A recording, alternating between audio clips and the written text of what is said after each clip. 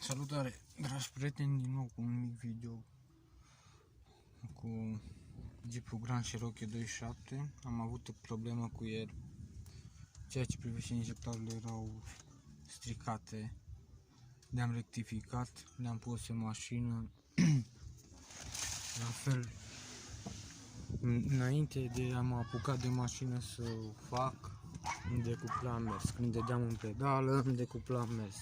Adică mi se oprea pe D, ceea ce nu e normal la un hidraman. Am fost la un service, am băgat pe tester, nu o verificare cu furtune, cu alea. Mi-a spus că sunt duse injectoarele și de aceea mi se blochează, moare mers. Bun, i-am făcut și cu acelea. Am ajuns la Târgu Jiu, unde mi le-a rectificat, mi le-a făcut aproape ca și noi, zic eu.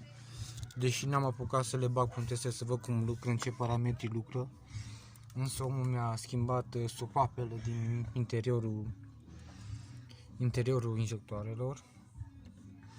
Le-am pus pe mașină, am tăiat aici frumos, am pus la loc, i-am dat cheie, aceeași problemă, îmi decuplează în mers. Undeva la pompa din altă, între motor și ea, am picurat, deci nu îmi picura pe aici sau pe partea aia de jos, înăuntru, mai sunt niște calenturi. În sfârșit le-am schimbat și pe aia am dat pompa și am schimbat, nu mai curge, îmi decuplează iarăși în mers, iarăși. Ultima soluție a fost să schimb filtrul. Am avut un filtru de Iveco, cred, de la acela cu camă, știți? Mulți mi-au spus că poate să fie de la ăla.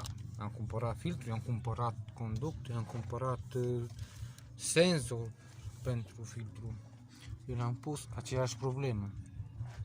Singura chestie care mi-a mai rămas să o fac este senzor ax cu came aici și senzor rampă presiune sau senzor presiune rampă de la rampa de aici, de la rampa ce alimentează, așa. Deci cam așa două ar mai fi de făcut. În rest, nu știu ce poate să mai fie. Vezi că filmează.